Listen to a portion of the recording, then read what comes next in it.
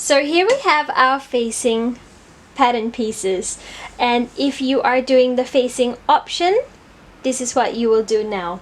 You have two of these, and I know they look very similar, so sometimes when I have pattern pieces that are very similar, I like to just on the wrong side write back or front. So it just helps me distinguish when I'm sewing which way goes towards the back and which way goes towards the front. So you can do that if you need to. If not, what we're going to do right now is to align both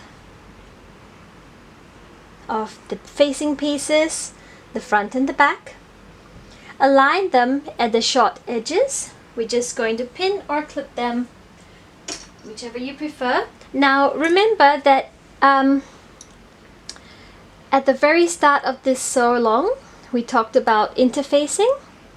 So if you are using a very lightweight cotton, you might want to interface. You would have hopefully interfaced.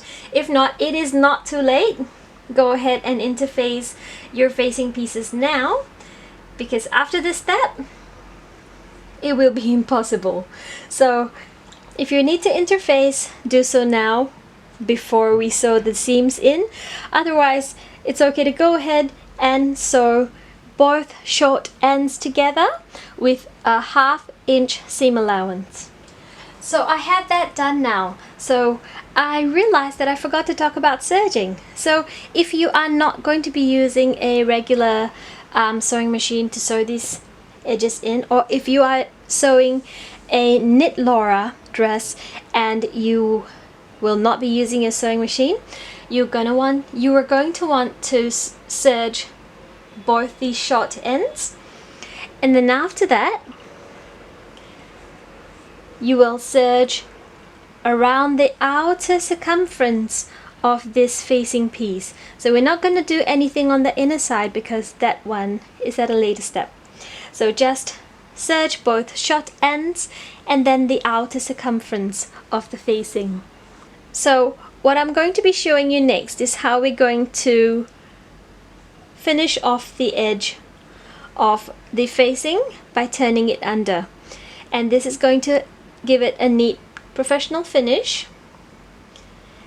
So what we're going to start with is we're going to be sewing a basting stitch all around the larger outer curve of the facing. So the facing now should look like a nice oval. Let's get that all in the frame. There we go. So a nice oval. So we're going to be running a 1/4 inch basting stitch all around the outer edge. So before we do that, I forgot to mention that what are we going to do with this? Are we going to press it open? No, we aren't. We are going to iron this towards the front of your Laura.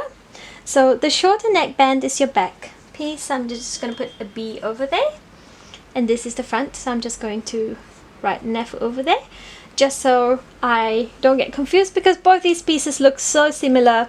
Sometimes it's good just to have a little notation of which is what. So this gets ironed to the front, and the reason it gets ironed to the front is because our shoulder seams have been top stitched towards the back. So those are facing the back and these will be facing the front. When they lay together, it will be nice and even on the shoulder seams. So this is important to take note of now and to do now, because as we are basting, this little seam allowance is going to get caught in the seam. So make sure that it's facing towards the front of your Laura. So here we have our facing all sewn in. This is a basting stitch. So I just want to point out that the basting stitch does not have a back stitch or a lock stitch at either ends, and it is a larger stitch length. So you just want to take note of that before you start basting. Another thing I want to mention is if you are sewing your Laura in knit, that means your facing will be in knit. You do not have to finish the edges, so you can skip this step entirely. Alternatively, you would have serged the edges, which is perfectly fine, but it's okay to leave it raw.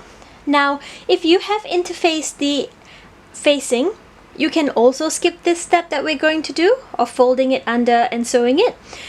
The reason being, on most fabrics, once they're interfaced, they do not fray. But after repeated wash, if you find that your fabric does fray, you can still go ahead and serge it or finish it in this method. So now that we have basted this, do take note that the color of thread that I am using for this illustration is green color. You should use a color that is complementary to your fabric.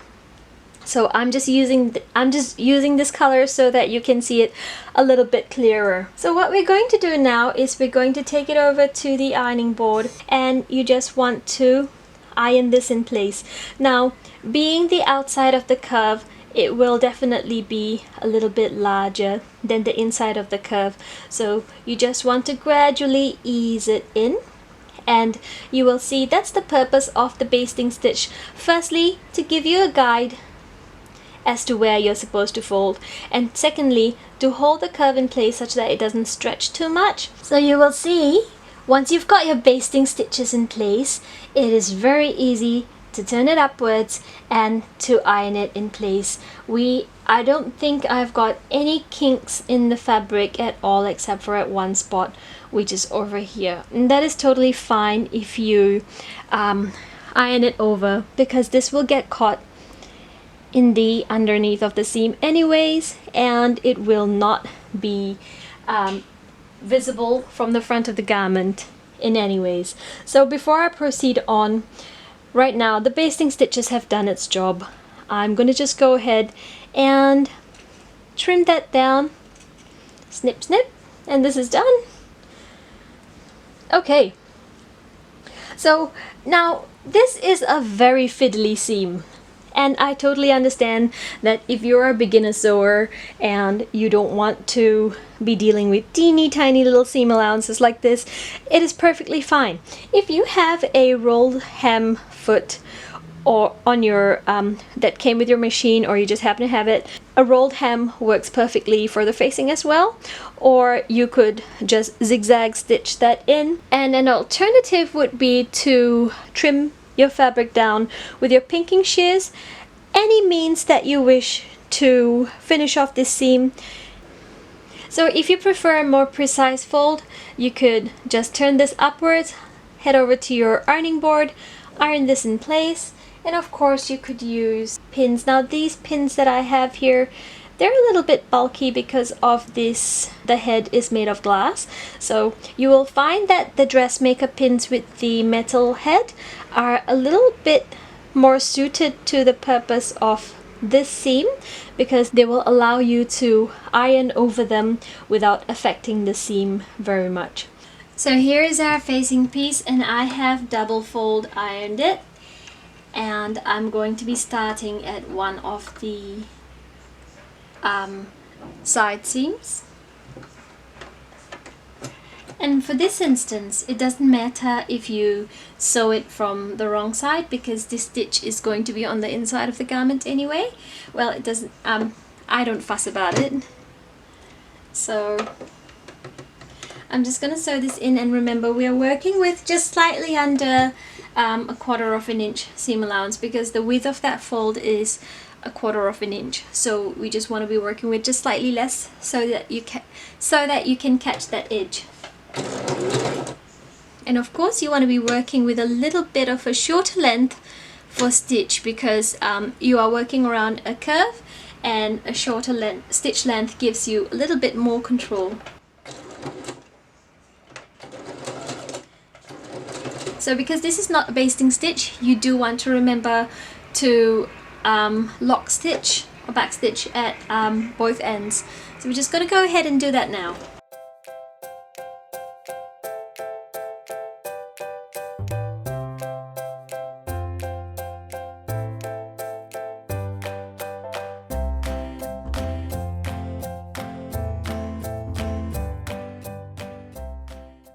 So this is what we have after giving it a nice press. As you can see, it is laying nice and flat, and it is ready to be fixed into our dress. So grab your facing piece, grab your Laura dress or top if you're using the facing for the top, and we're gonna work out how to fix the facing onto the neckline of your Laura.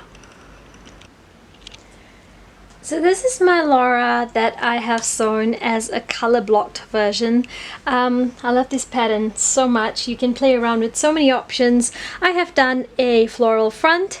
And the back of my Laura is a solid color. So you will see some raw seams because this was, like I said, a muslin. And I'm going to be showing you how to sew the facing in. So I have the front of my Laura with the front of the facing, and I'm going to lay these right sides together. So I typically like to start at the shoulder seams. So remember that we ironed the shoulder, pardon me, we ironed the facing seam forward because your shoulder seam should be ironed or top stitched backwards. So I let those seams intersect exactly one on another, and I pin that in place right now. And I do the same for the other shoulder seam. So facing seam forward, shoulder seam backward. So now that the two edges have been pinned in place, you will see that your facing lays nice and flat against the front of the neckline. So it should be an easy task. Just go ahead and pin all round till the next, from one shoulder seam to the next, and then we'll work on the back of the garment.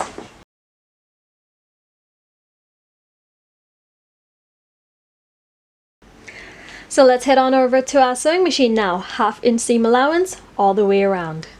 So we're back from our sewing machine, and this is what we have.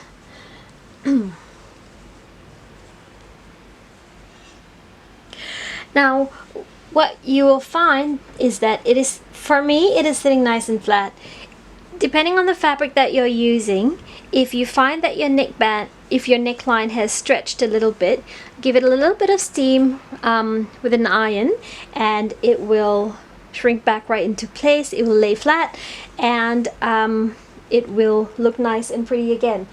So what we're going to do right now is you're going to trim the seam allowance just about half of the width. So I want to take about half off all around the neckline. And then what I'm going to do is iron the facing over to the wrong side of your dress. We have now turned the facing over to the inside of the garment, and we want find the edge of the seam that you just sewed, and you want to press the seam a little bit inward so that the seam is not sitting right on the edge of the neckline, but just slightly on the inside. And you're going to do this all around the neckline, and the best way to get this is to iron it in place. So once you have done this all around and ironed it in place, let me just turn my facings inwards as if we are doing that.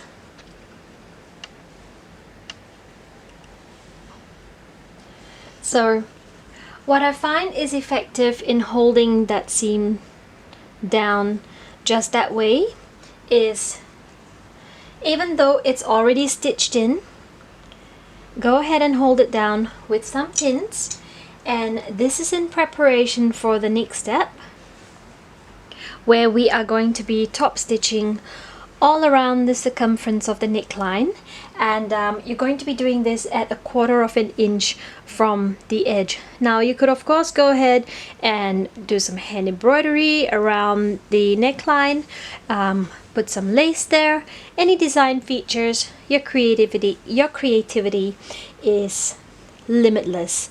So that's what we're going to do right now. And once you've done that, look over at your side seams, your shoulder seams, pardon me, and where the shoulder seam and the seams for the side seam for the facing intersect, we are going to run a row of stitches just down there. not forgetting to lock stitch at either end. Now what this is going to do is it's going to hold the facing in place and prevent it from flapping as you're wearing it. So we are not going to be stitching this facing down at the base. The top stitch and the stitches at the side will be adequate in holding the facing down in place. So go ahead and do that now, and I'll be back with a little hack for the facing. Here we have our two facing pieces for our Laura, and I am going to work on a little bit of a hack for you. So because our hack is going to involve a little bit of cutting, now what we're going to do is I want to just lengthen the facing piece just a little bit. So I've got my little seam gauge over here, and to start off I'm going to draw out the base or the lower hem of our facing, and I'm starting with the back facing. Yeah, there we go. And I'm just going to draw this little edge here so it will be easy to line up in case it shifts. So,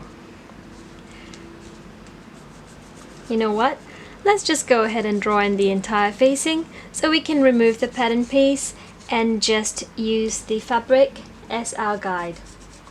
So tracing all around the edges.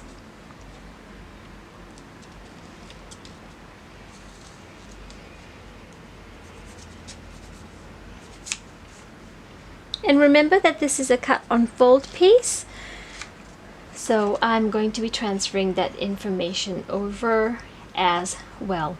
And just as we talked about earlier, a little letter B to indicate that this is our back piece.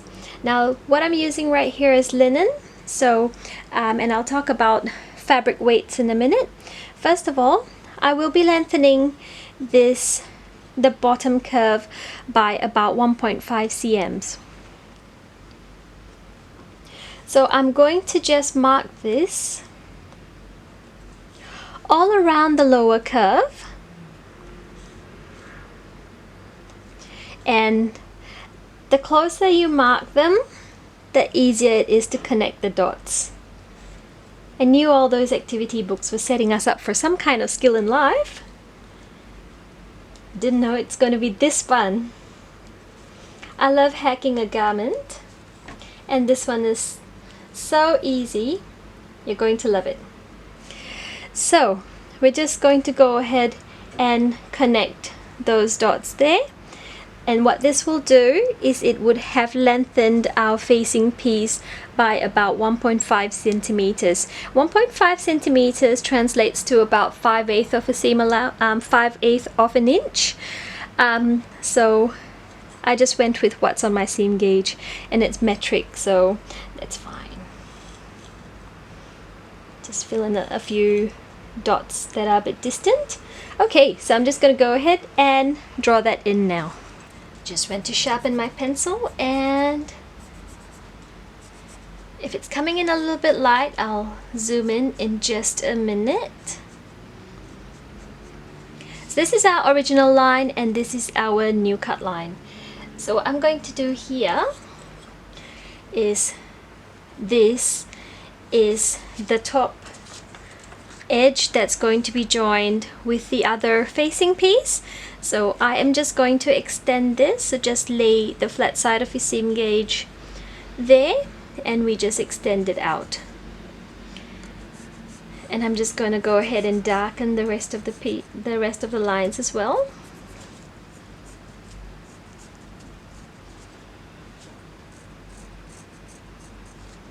And not to forget to label this is the back piece. Here we go. So that's our back facing piece. I'm just going to zoom in.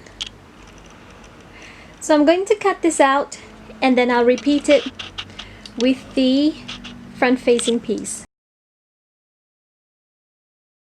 So it's a habit of mine to just clip the pieces together so that you don't forget what piece belongs where, and also for the insurance that if you've forgotten to make any markings along the way, it's always good to have the pattern piece handy until you're done with it, and then you can file it away for a later sew. So this one gets put to the side, and we're going to repeat the same process with the front facing.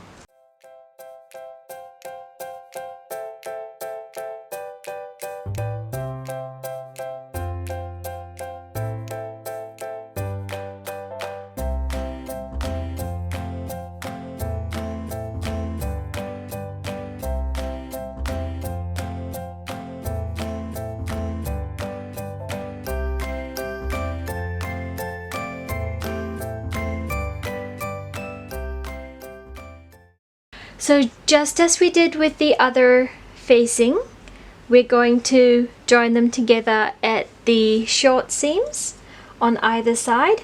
And it's worth a mention that it looks like the seams don't line up. So I'm just going to get a little bit of a zoom on that. So just getting a zoom in on this corner right here. If you take a note, if you notice, pardon me, if you notice, the edges don't line up at the raw edge.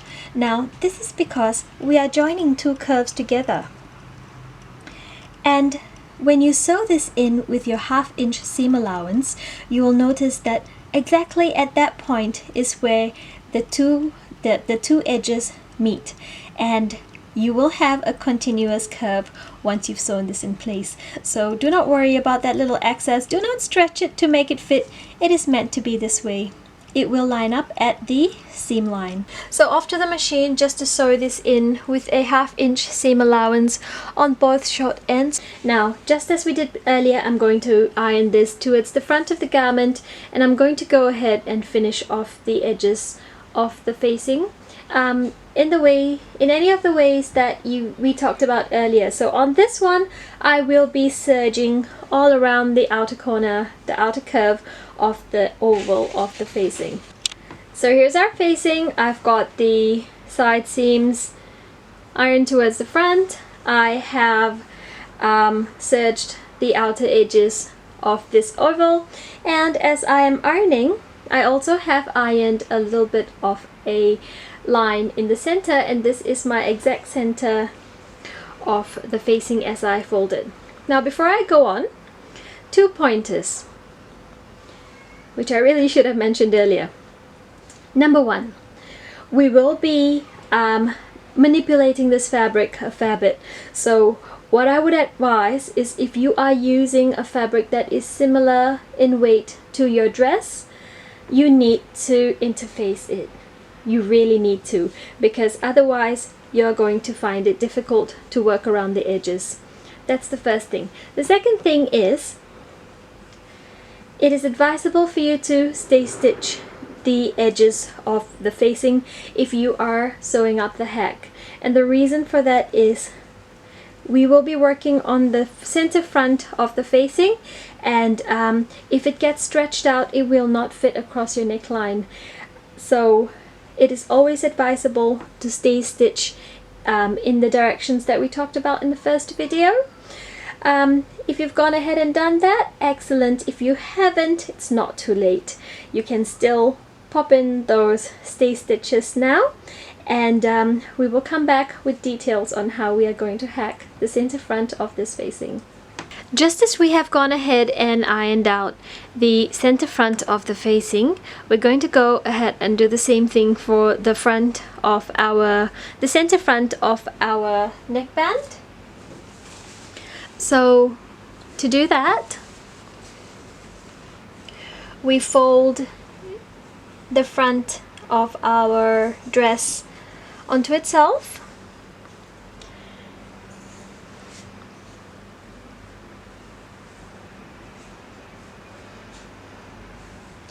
and find that center front, and we pop a pin down there.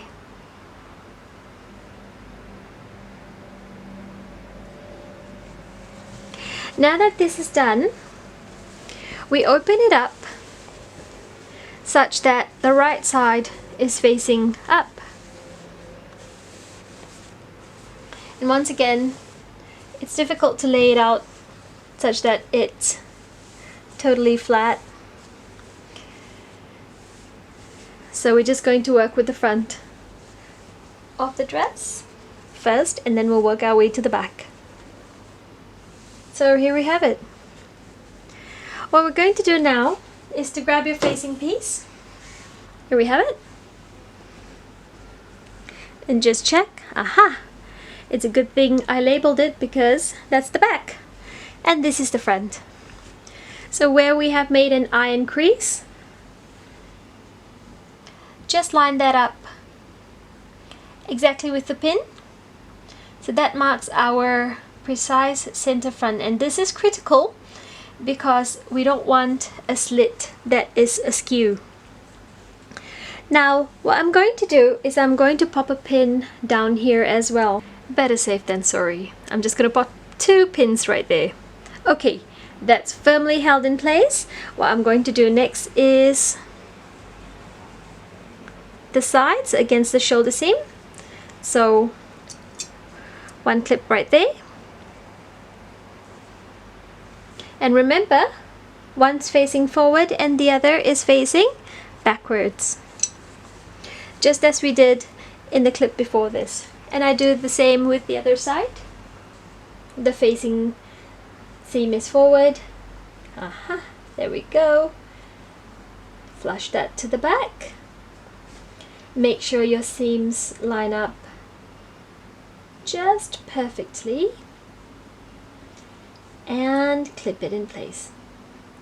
Now a little trick that I have when I find that, especially if I'm using fabrics that are a bit difficult to maneuver, what I like to do is, although I clip it up here, I also pop a pin further down, about 4 times the seam allowance down, just to hold that in place such that it doesn't wobble about when I'm sewing, because sometimes I find when I'm sewing it just folds under, and I hate when that happens, because then I have to go and snip it, or I have to remove the seam and redo it, depending on how expensive the fabric is and how much I'm gonna like that dress. So better safe than sorry. Pop a pin down there, pop a pin down there.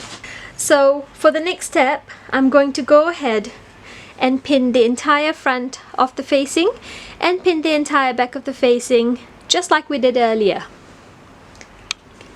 Here we have it all pinned, and so what we're going to do now is I'm going to grab my ruler and washable pen or tailor's chalk, whatever you have on hand, and we're going to do some measurements. So I'm going to show you how to create the slit in the front neckline of your facing. Now I will be working with my seam gauge, and my seam gauge is in metric, so we're going to be using centimeters.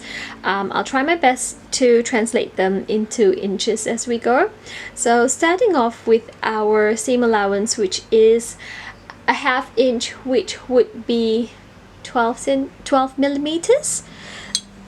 So the first thing I do is I am just going to mark my seam line over a distance of about 2 inches left of the center mark, and I continue that for about 2 inches to the right of the center mark.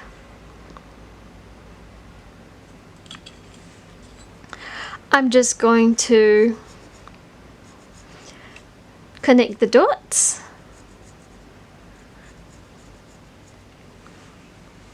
Just like so. Let me just get a little bit of zoom. You can see what I'm doing. There we go. This is going to tell me my seam line as I'm sewing later, so it provides me a good gauge of where I need to stop, where I need to pivot. Now, along this line that we just drew, I would like you to grab a marking of about 1.5 centimeters. So I'm going to mark that upwards. So 1.5 centimeters translates to roughly 5/8 of an inch. So 1.5 centimeters from the left of the center mark pin and 1.5 centimeters to the right of the center mark pin. For the third measurement, we're going to measure now how deep of a slit you want really depends on you. Let me zoom out so we can see a little bit more of the facing. So how deep of a slit you want really depends on you. I find that the neckline for the Laura is nice and high. I like my necklines high, so I wouldn't mind a slit of about 1.5 inches. So 1.5 inches would be, I'm not going to do math on camera, so I am going to say I'm going to take about 4 centimeters. 1, 2, 3, 4 centimeters is about here. So I'm going to start at the 1/2 inch seam allowance that we calculated earlier. So right there, and I'm going to mark 4 centimeters down.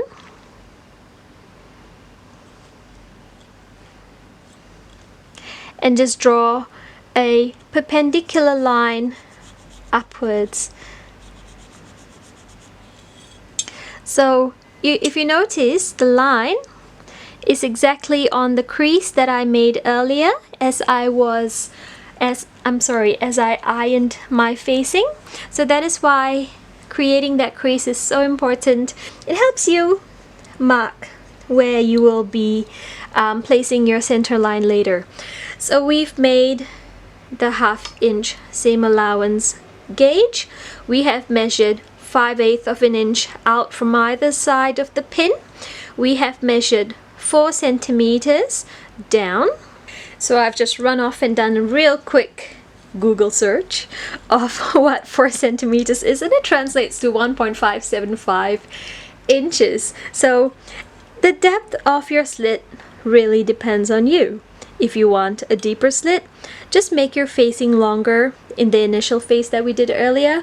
Or if you want your facing shorter to be just a little bit of a V, that is so gorgeous too. So it's really up to you. I'm going to make it 4 centimeters for now, so I can just illustrate how this works out. So I take the tip of that line that I just drew and I join it to this intersection of the cross that I've just drawn over there on the left hand side of that pin.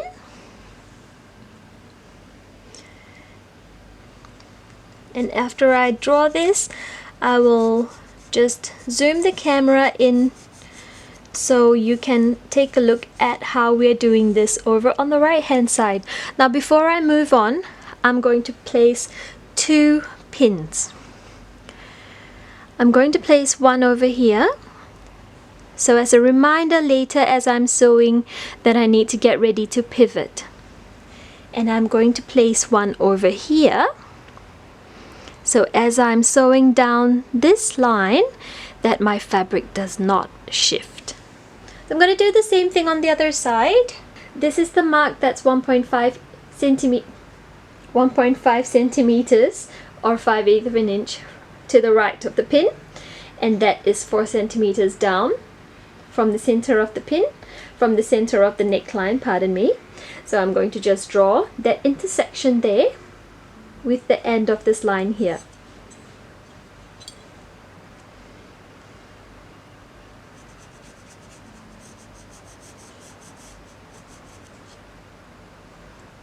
Here we go. And once again, I'm going to lodge them nice and secure with 2 pins, and the pins will act as indicators for me to get ready to pivot and sew downwards. And then there I have 2 pins telling me that I need to stop over here, pivot upwards, and so on. And this is how we hack the front of the Laura into a V. So I'm going to head over to our sewing machine now, and I will guide you step by step on how to get this sewn in.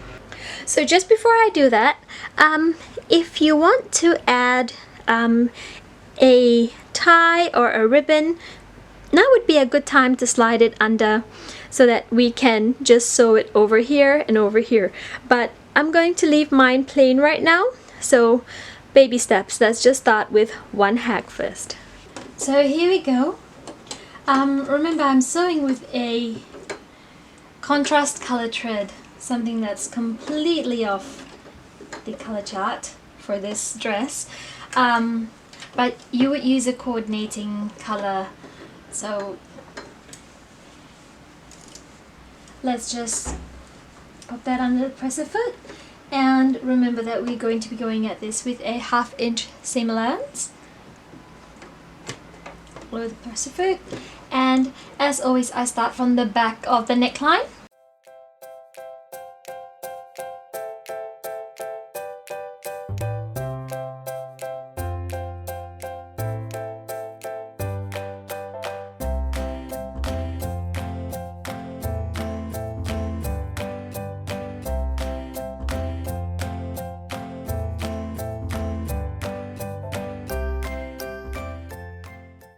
So as you are approaching your markings, just note that you will be stitching on the blue lines.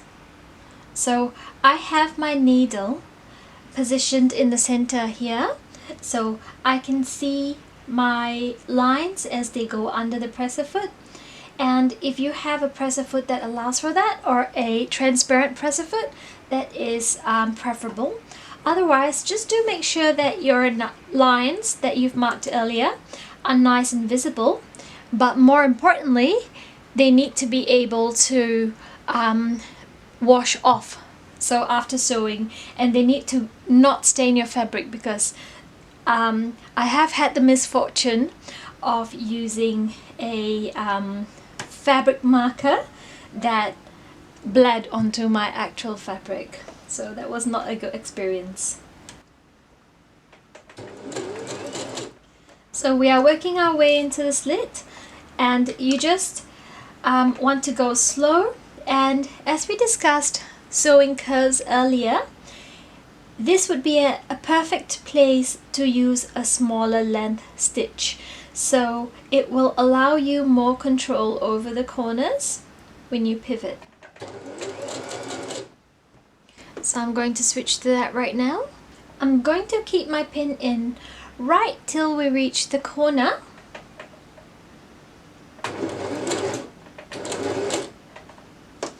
And hand wheel the needle down. Pull out the needle that's holding that first corner in place. Aha! This needle is just trying to sneak its way out. I'm going to put that back in. So this is our first corner. That's where I'm going to raise the presser foot. Realign my fabric such that this is my stitch line now. So we will be sewing this line straight down to the 4 cm mark. Lower my presser foot and continue stitching. So I like to hold both sides of the fabric just to make sure that none of the fabric is being puckered underneath or shifting as I sew.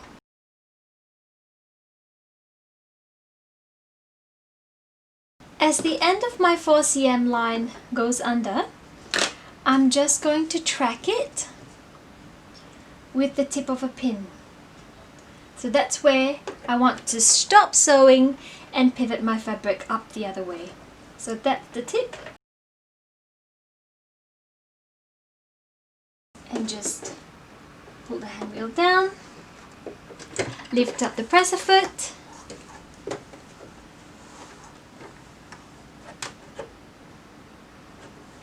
and sew the other way.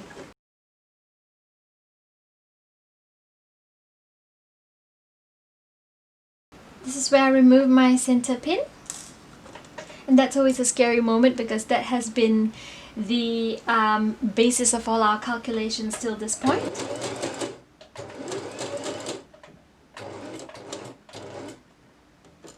and that's my intersection mark.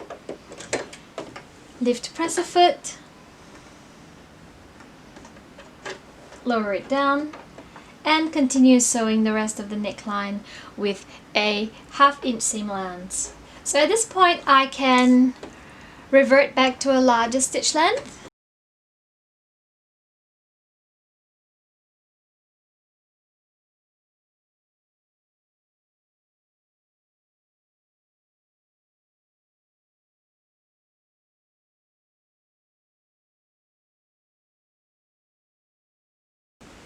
And at the center back.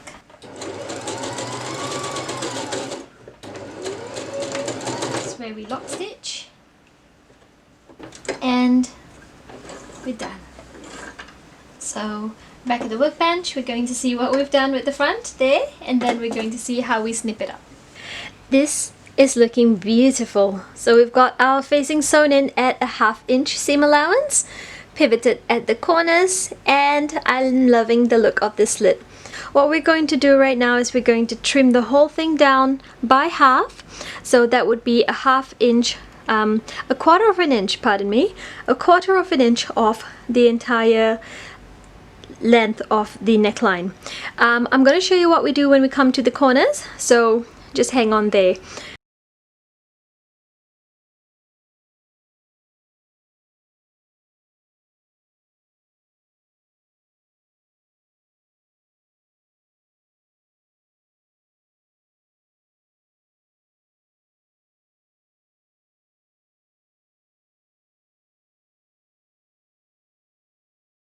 So as I've come to the front of this vent, what I want to do is to just trim close to the edge this way, almost at the diagonal, close to the edge but not too close, because I want to leave a little bit of a turning edge over there, and the same thing over on the other side. And then I cut downwards towards the tip of the V.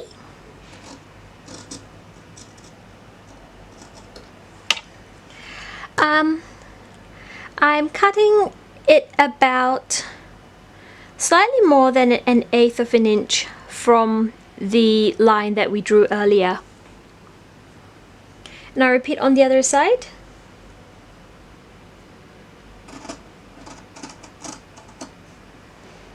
So I get this.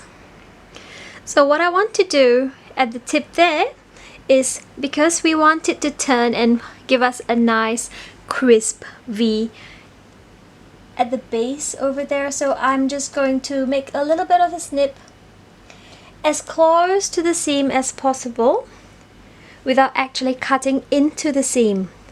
So later when we turn it over to check, we can make further amendments if we need, but lesser is always better.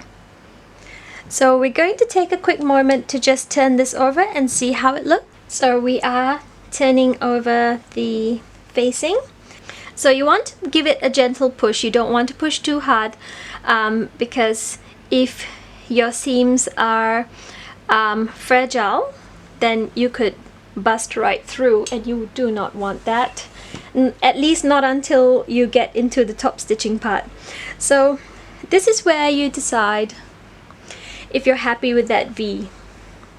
Now if you haven't snipped close enough, you may get a little bit of what looks like a U. And of course everything looks a little bit better after you've ironed it. And I'm just going to my ironing board and I'm going to give this a quick press. And just like we did earlier, remember, we don't want the seam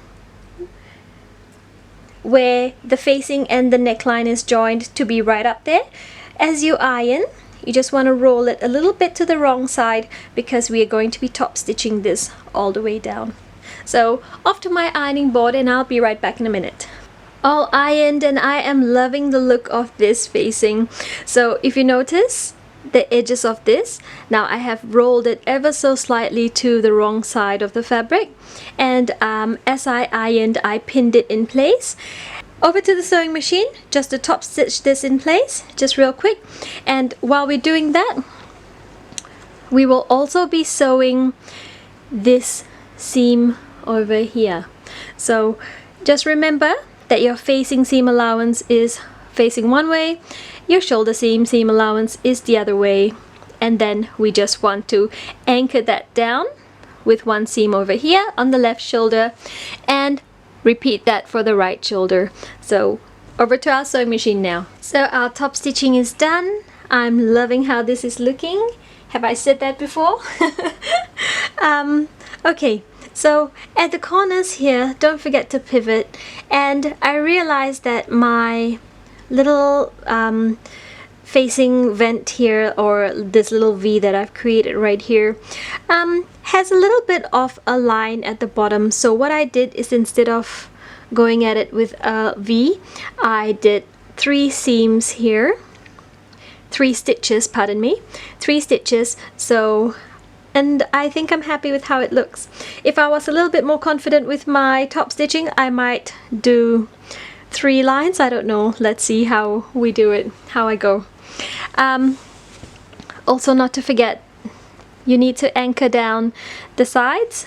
So I've gone and done that over here. So if you take your time and do it right at the stitch line, you will find that it is almost invisible, hardly noticeable at all. So there it is right there. And this is done.